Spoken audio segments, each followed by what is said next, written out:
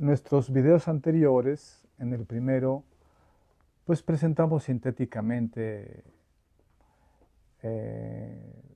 pues en qué consistía la idea principal, vamos a decir, de la conferencia Cuauhtémoc, Linaje y Legitimidad, dictada por la doctora María Castañeda de la Paz recientemente. En nuestro segundo, bueno, y ahí mismo anunciábamos que íbamos a hacer una serie de videos para discutir paso a paso su conferencia. En primer lugar, en el segundo video, discutimos los resultados de su investigación, sus tesis conclusivas. En nuestro tercer video, discutimos su procedimiento de crítica de fuentes. Y ahora, en este cuarto video, vamos a abordar las respuestas de la doctora María Castañeda de la Paz al público y apología de Eduardo Matos Moctezuma a su ponencia. De alguna manera sirve de reseña o resumen de muchas de las cosas que vimos, porque bueno, pues las respuestas, las preguntas y las respuestas pues versan sobre la conferencia base. Pero van a aparecer cosas nuevas, ¿no? Así es que sirve de repaso y al mismo tiempo damos un paso más en el análisis de este interesante tema. En primer lugar, abordemos el uso de fuentes a modo y premisa cortesiana incuestionada para usarlas. La sesión de preguntas a la conferencia de la doctora de la Paz la convocó su presentador, el doctor Eduardo Matos Moctezuma, enalteciendo la intervención de la investigadora como un verdadero aporte, haciendo notar su trabajo de crítica de fuentes históricas de la conquista, de las que el apologeta dice son muy complejas y que ya desde el siglo XVI, en que Bernal Díaz del Castillo, con su historia verdadera de la Nueva España, de la conquista de la Nueva España, critica a Francisco López de Gómara, denunciando que falsea los hechos. Y es entonces que el doctor Eduardo Matos Moctezuma invita al público a formular preguntas a la ponente. Ahora bien, el doctor Eduardo Matos Moctezuma recuerda las refutaciones de Bernal Díaz del Castillo a López de Gómara. Toca el punto más débil de la intervención de la doctora de la Paz, sin pretenderlo: su uso acrítico de las relaciones de Hernán Cortés, para introducirnos en el contexto de en el que las actuaciones de Cuauhtémoc tendrán lugar, la conquista. Precisamente porque la obra de Gómara, quien nunca visitó Nueva España, está basada fundamentalmente en que Hernán Cortés se la dictó a él, que fuera su capellán, Francisco López de Gómara. Así que es perfectamente acrítica respecto de las relaciones cortesianas. Y si bien Bernal Díaz del Castillo no cuestiona el pasaje de Francisco López de Gómara y de las relaciones de Cortés sobre la presunta donación del Imperio Azteca, llevada a cabo presuntamente por Moctezuma a Carlos V, es muy enérgico Bernal en hacernos ver que la narrativa de Francisco López de Gómara no es otra que la de Cortés. Mientras que casi 500 años después, la doctora de la Paz le crea pie juntillas a este. cuando que después de Bernal Díaz del Castillo, dicha narrativa ha sido cuestionada con cierta profusión. Pero indudablemente la refutación sistemática a la misma data de 1958 y son las relaciones de Hernán Cortés a Carlos V acerca de la invasión de Anáhuac, obra escrita por Eulalia Guzmán, en la que se critica la mentira fantasiosa de Hernán Cortés acerca de la donación del imperio, señalando su carácter interesado. Ya que Hernán Cortés había cometido el delito de hacer la guerra a los mexicas sin permiso del rey, siendo reo de pena de muerte por esa acción, según las leyes españolas de entonces. Por eso fue que Hernán Cortés urdió la fábula de que un emperador, pues por tal toma a Moctezuma, no siéndolo, precisamente para poder asumir que es propietario del imperio, con derecho a donarlo. Sí, urdió la fábula de que un emperador le donó su imperio a otro, Carlos V. Y bueno, como tal ficticia donación fue del desagrado ficticio del pueblo mexica, que les hizo realmente la guerra a los ejércitos de Hernán Cortés, e incluso asesinó ficticiamente a Moctezuma por traidor, etc. Y así, hilando ficción tras ficción, Hernán Cortés llega al punto que requería, consistente en que él no inició el enfrentamiento armado, sino los aztecas. Y él no hizo sino contestar la agresión guerrera mexica para salvar la vida, además de, así, proteger la propiedad del rey recién adquirida por donación. Fue así como, cerrando aquí el círculo de sus mentiras, el conocedor de las leyes que era Cortés, por haber sido estudiante de Derecho hasta el segundo año y luego por varios años notario en Cuba, urdió la justificación jurídica como coartada para quitarse de encima la pena de muerte. Eulalia Guzmán refuta esta mentira cortesiana y muchas más, enfrentándole innúmeras fuentes históricas a Hernán Cortés. El doctor Eduardo Matos Moctezuma sabe de la obra de Eulalia Guzmán. No sé si la haya leído, pero en su homenaje a Eulalia Guzmán de marzo de 2024, la mencionó laudatoriamente. Y como data de 1958 y recién en 2019 se reeditó en una versión electrónica gratuita por el INERM, Instituto Nacional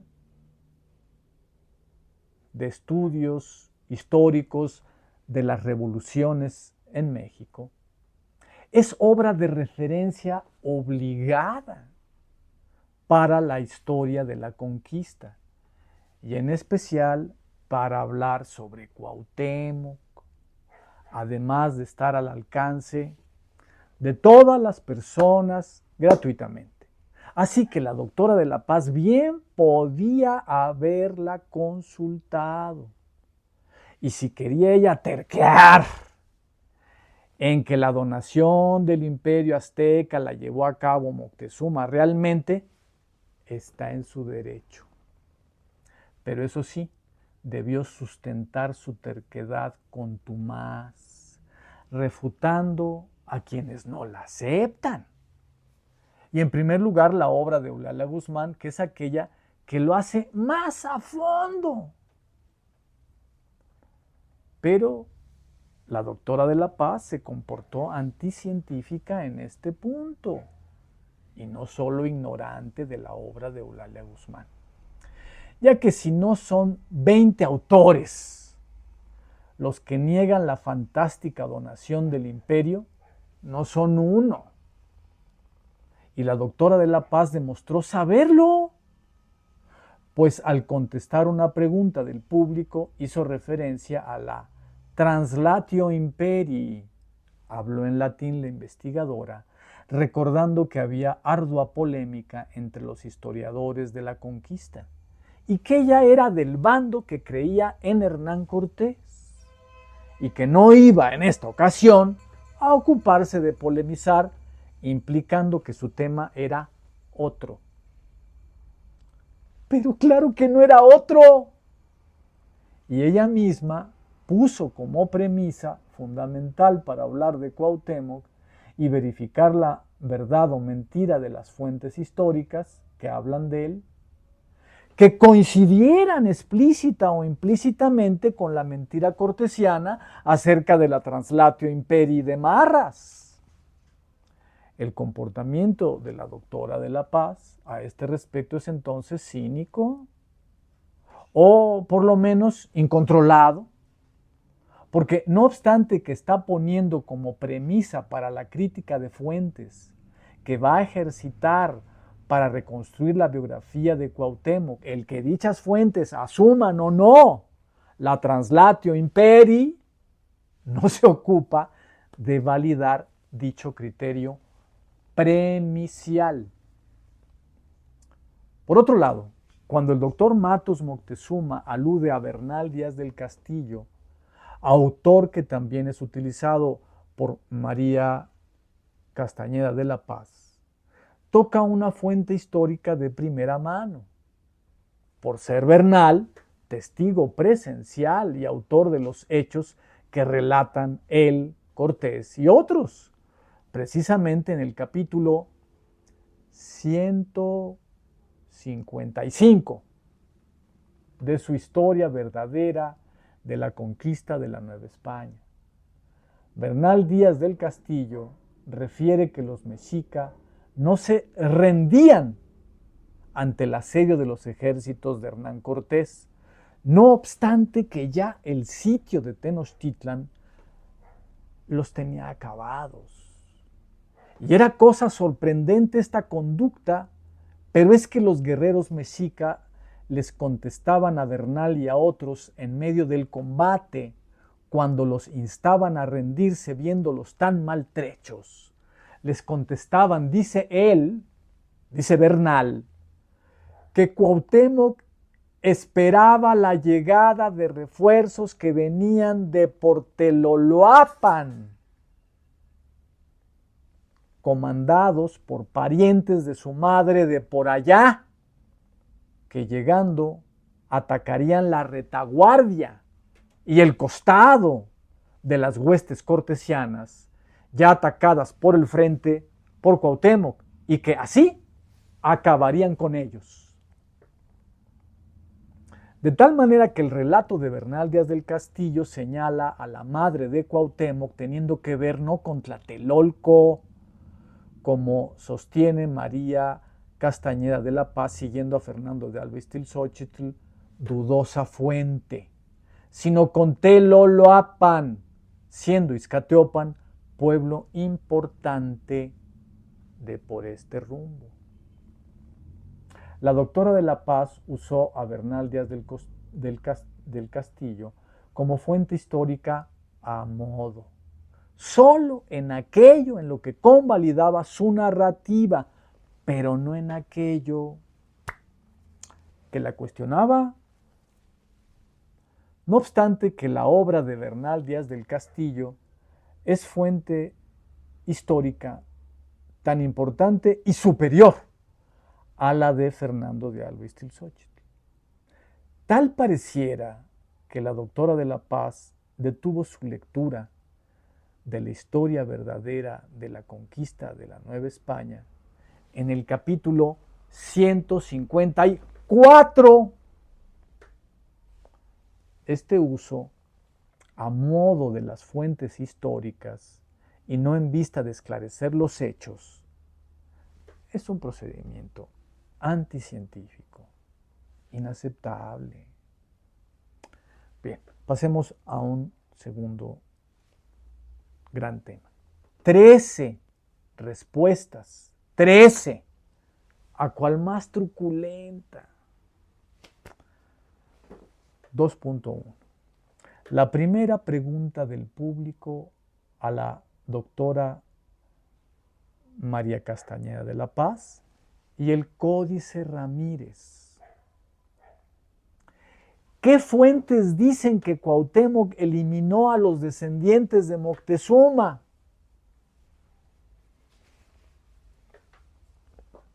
La doctora de la Paz contestó que 5, pero refirió solo a Fray Diego Durán, que dice que Cuauhtémoc tomó esa decisión estando todavía bajo el mando de Cuitláhuac en ocasión de la huida de los ejércitos de Hernán Cortés en 1520. El caso es que la obra de Durán,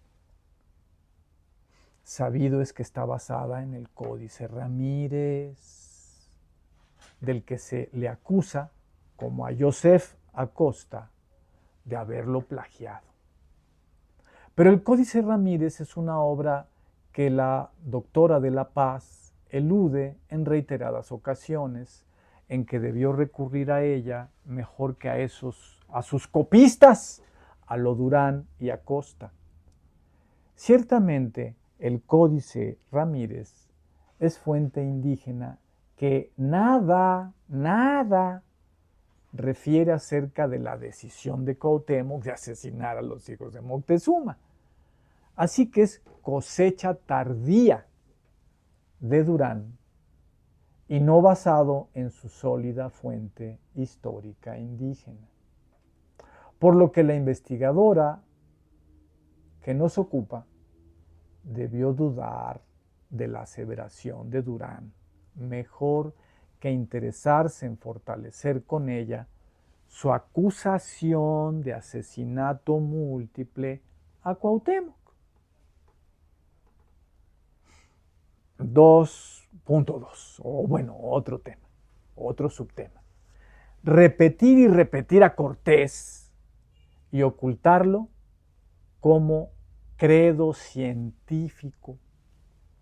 La segunda pregunta la formuló Gabriela Martínez, quien afirma que existen fuentes que, contra lo que afirmó la doctora de la Paz, basada en Hernán Cortés sin citarlo, afirman que Moctezuma fue acuchillado por los españoles, no más bien muerto por una pedrada lanzada por los mexica.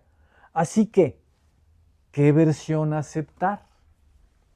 En este punto, el doctor Eduardo Matos Moctezuma interviene inopinadamente antes de que María Castañeda de la Paz conteste y dice, sin responder directamente a la pregunta, dice que Moctezuma Xocoyotzin en realidad siguió 2 estrategias.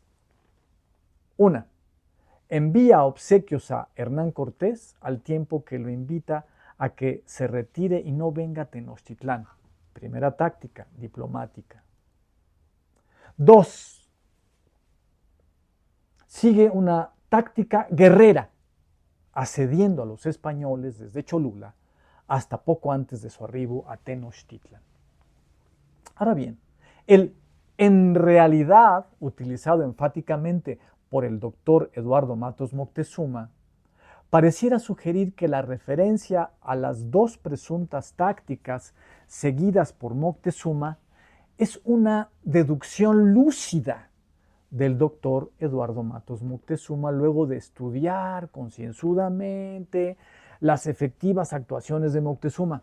Pero no es así, sino que Eduardo Matos Moctezuma simplemente repite con sus palabras en 2024 lo que escribiera a Carlos V Hernán Cortés en 1520 en su segunda relación. De ninguna manera conoce el doctor Eduardo Matos Moctezuma, aunque enfatiza su en realidad, las efectivas, es decir, no conoce las efectivas actuaciones de Moctezuma cuando lo acusa implícitamente de doblez traidora. Pero lo que está probado es que, o bien, no ha leído el libro de Eulalia Guzmán respecto del cual habla y pontifica Relaciones de Hernán Cortés a Carlos V acerca de la invasión de Anáhuac, magna obra que se encarga de desmontar esta narrativa mentirosa y dúplice con la que Hernán Cortés le miente a su rey para presentarle a un Moctezuma doble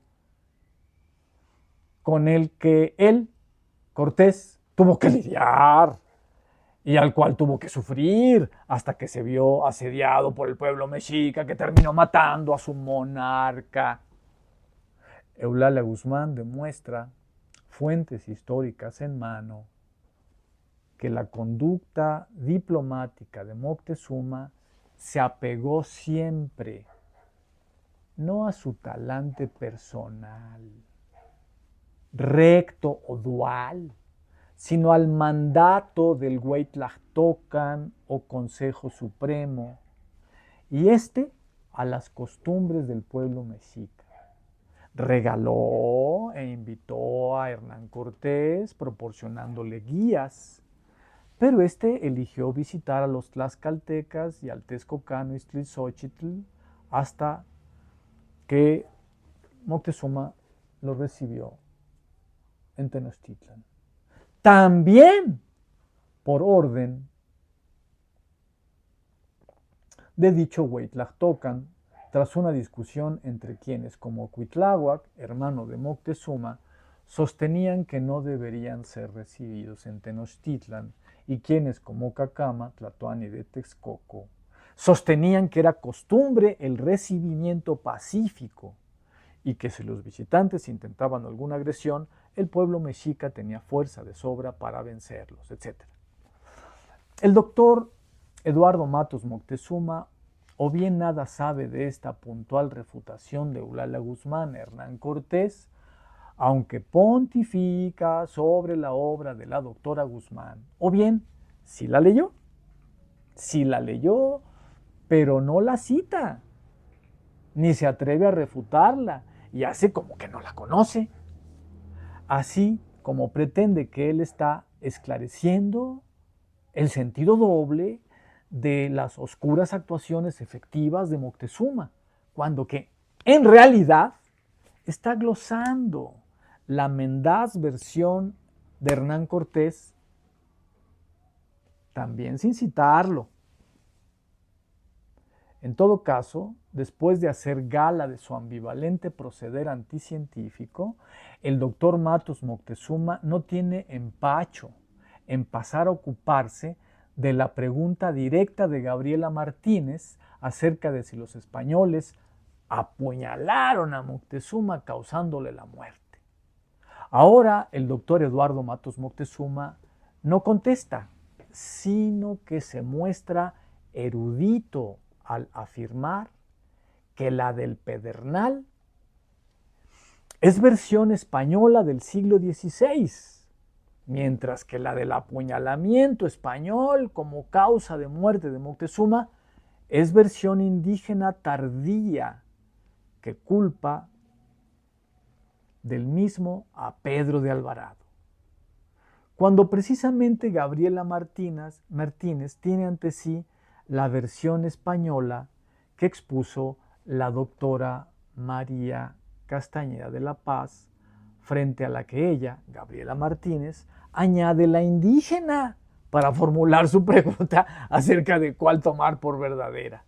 El doctor Matos Moctezuma simplemente repitió esto y añadió la clasificación: versión temprana española, versión indígena tardía, con lo que implica una sugerencia velada y socarrona. Elíjase la primera versión y no la tardía, por donde vemos que el ánimo hispanista opresor no lo abandona ni en el matiz al doctor Eduardo Matos Moctezuma, como lo demuestra esta intervención suya, entre muchas en las que, sin embargo, es él quien acusa a Moctezuma de doblez pero pretendiendo que no lo acusa, sino que en realidad lo describe. Bueno, yo acabo de decir ánimo hispanista opresor. ¿Por qué? Porque el ánimo hispanista simplemente es un ánimo patriótico que enaltece a España. Y eso está muy bien. Igual que cualquier habitante de otro pueblo o país, otra nación, que tenga cariño por su tierra, por su patria, puede y debe hacerlo. Pero otra cosa muy distinta es el hispanismo opresor, que, sobre pretexto de enaltecer a la patria y presuntamente defenderla, en realidad se atribuye derechos de oprimir a otros pueblos. Eso es a lo que me refiero. Bueno, solo ahora interviene, después de que el doctor Eduardo Matos Moctezuma preparó el terreno del modo descrito, interviene la doctora de la Paz para intentar contestar. Dice, Moctezuma no era débil, no era un cobarde, sino un gran guerrero, pero su belicosidad solo jugó un papel. Otro papel es el inaudito y único en la historia, dice, de la cesión o donación del imperio a Carlos V, con lo que la doctora de la Paz no hace sino convalidar la versión del doctor Eduardo Matos Moctezuma, que a su vez convalida la de Hernán Cortés, ampliándola con el señalamiento de que Moctezuma sí creyó que Hernán Cortés era enviado del antiguo dueño de estas tierras.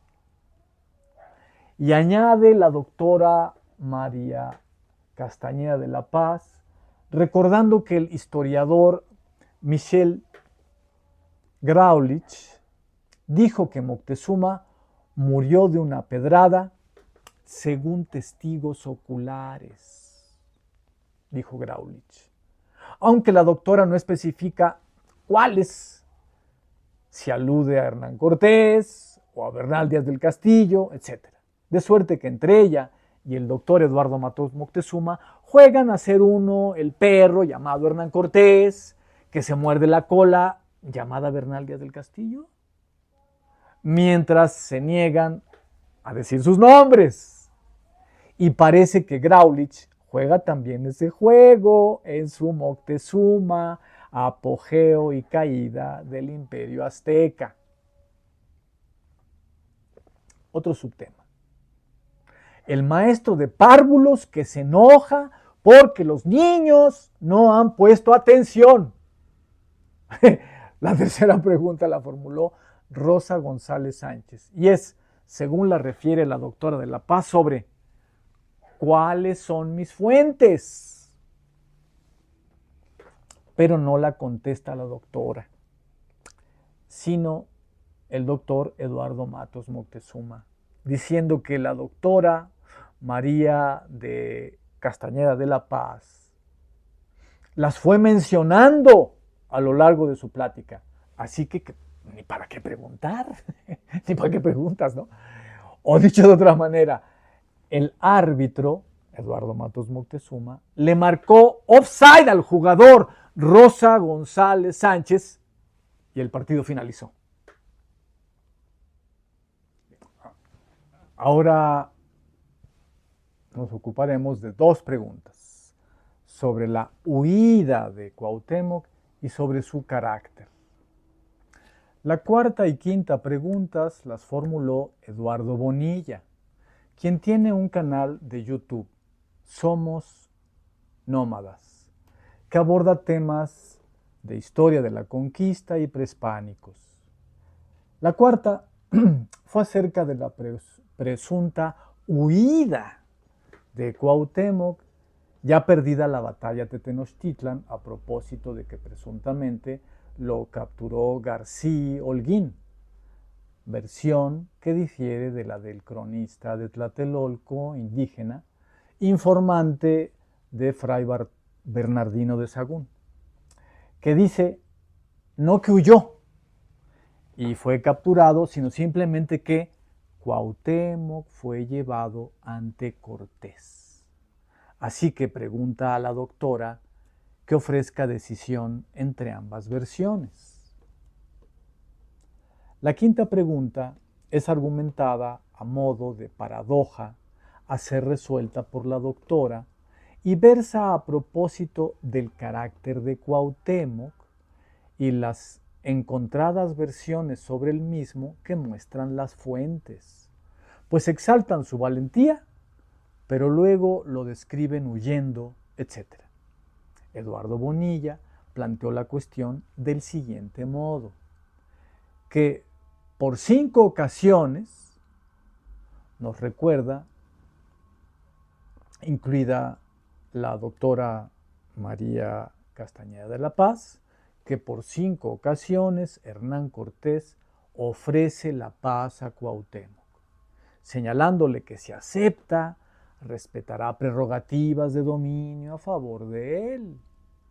Pero éste las rechazó, lo que es conforme con que Cuauhtémoc dijo que lucharía hasta la muerte, mientras que, por otro lado, se dice que huyó e incluso lo hizo con una barcaza de 20 remeros para que fuera muy veloz. Añade que al momento de la confrontación con los captores españoles, los guerreros mexica que tripulaban la barcaza se dispusieron a dar combate a los de García Holguín, pero ante ballestas y armas de fuego que les apuntaban, Cuauhtémoc optó por la rendición y luego Cuauhtémoc es llevado ante Cortés a Tlatelolco. Según todo lo cual tenemos una contradicción entre A, el hasta la muerte, con él huyendo, y otra más, B, se niega a entablar combate en la barcaza, pero ya ante Cortés le pide que lo mate con su cuchillo, cuando Cortés ya le había prometido por 5 ocasiones, y lo reitera, que nunca le haría daño. Aunque Eduardo Bonilla formuló su paradoja inteligentemente, lo hace sin recordar a Bernal Díaz del Castillo cuando éste señala que la renuencia de Cuauhtémoc a la última propuesta de paz de Cortés se debía a que Cuauhtémoc esperaba refuerzos que venían de por el rumbo de Teloloapan, como dijimos antes, siguiendo a Bernal Díaz del Castillo. Comandados estos ejércitos que venían de por el rumbo de Teloloapan, comandados por parientes de la madre de Cuauhtémoc, oriundos de aquella zona, es decir, aunque Eduardo Bonilla le pasa desapercibido este motivo militar y la relación de Cuauhtémoc con Izcatiopan, ubicado en la zona de Teloloapan a la que alude Bernal, este agudo youtuber que es Eduardo Bonilla se ha esforzado en recuperar preocupaciones de su auditorio para señalar estas inconsistencias de las fuentes respecto de la identidad de carácter de Cuauhtémoc, al presentárnoslo dualizado. Así que obliga a no creerle a aquellas que lo presentan acobardado o huyendo. Es su sugerencia. Contra el modo que la doctora María Castañeda de la Paz lo ha presentado. ¿Y qué le contestó la doctora de la Paz? A ver, vamos a ver. Contestación eludida y su añadido. La doctora de la Paz contesta, en primer lugar, que no recuerda que a Cuauhtémoc le apuntaran con ballestas y armas de fuego en su huida, que ella, sin más, asume como cierta, de pasada. Y aduciendo este detalle, que no recuerda, aplana la contestación que Eduardo Bonilla le quiere hacer patente a ella, la contradicción, perdón, que Eduardo Bonilla le quiere hacer patente a ella, quien de inmediato le dijo que mejor traten el sensible punto en cuestión por email, porque sería engorroso tratarlo ahora. Y añade la doctora para desestimar la contradicción señalada por Eduardo Bonilla, con base en el informante indígena de Sagún. Sí, la investigadora desestima la contradicción diciendo que a los estudiantes indígenas del colegio de Tlatelolco, de los que ella supone que el informante de Sagún era integrante, hay que tomarlos con cuidado, ya que son tlatelolcas, y lo que se implica, pero ella no lo dice, son pro Hernán Cortés, no pro mexica. Afirmación que carece de sentido en este contexto, pues más bien añadiría un punto a favor de que estén diciendo la verdad acerca de que Cuauhtémoc no huía ni fue capturado, sino solo conducido hasta Hernán Cortés. Toda vez que el informante no sería pro mexica, sino más bien contrario a los mexica y a su adalid. Y entonces le sería muy conveniente a este informante narrar que huía como cobarde y que lo apresaron. Pero antes de ser cuestionada en esta incongruencia de criterio de evaluación de una fuente histórica, la doctora de la Paz se ensarza en una erudita disquisición acerca de la necesidad de jerarquizar las fuentes por años, en vez de según enfoques e intereses ideológicos y políticos. Pero en realidad ella no alude a esta otra opción, sino que solo impone la suya, aunque a modo de sugerencia o un, por ejemplo, yo procedí del siguiente modo, a saber, las fuentes del siglo XVI dan poca información, pero fiable implica, como las relaciones de Cortés. Las fuentes del siglo XVII la adornan, mientras que las fuentes del siglo XVIII ya la degradan. Y bien, la doctora de la Paz, para desestimar un trecho más la contradicción denunciada por Eduardo Bonilla, dice que una fuente del siglo XVI señala que Cuauhtémoc consultó al séquito de militares que lo acompañaban y a los sacerdotes acerca de qué debía hacer ante los españoles, si rendirse o combatirlos. Por supuesto, la investigadora no dice si esto pasó antes de iniciada la batalla, que es como el Códice Ramírez, fuente del siglo XVI, relata el suceso, o hacia el final, que es en donde está situada la acción en lo que Eduardo Bonilla le refiere a la doctora. En todo caso, la doctora de la Paz concluye que en esta narración, ¿referida a qué pluma? Cuauhtémoc, es decir, la doctora no cita al Códice Ramírez. En todo caso, la doctora de la Paz concluye que en esta narración Cuauhtémoc no muestra la actitud que de él relata Solís, fuente del siglo XVII, de la defensa de Tenochtitlan hasta la muerte. En fin, con lo dicho hemos dado una probada al uso de fuentes históricas, haciendo como que haces crítica de fuentes para así mejor confundir a quien te pregunta sobre este o aquel tema, que parece ser la divisa de la doctora de la Paz. A ver, otras preguntas. A ver, la doctora María Castañeda de la Paz miente al decir que no tenemos información acerca de dónde nació Cuauhtémoc. La sexta pregunta la hizo Karen Noriega. ¿Dónde nació Cuauhtémoc? Y la doctora de la Paz contestó que al respecto no tenemos información. Pues explica, Cuauhtémoc entra en la historia hacia el tiempo de la noche triste y añade,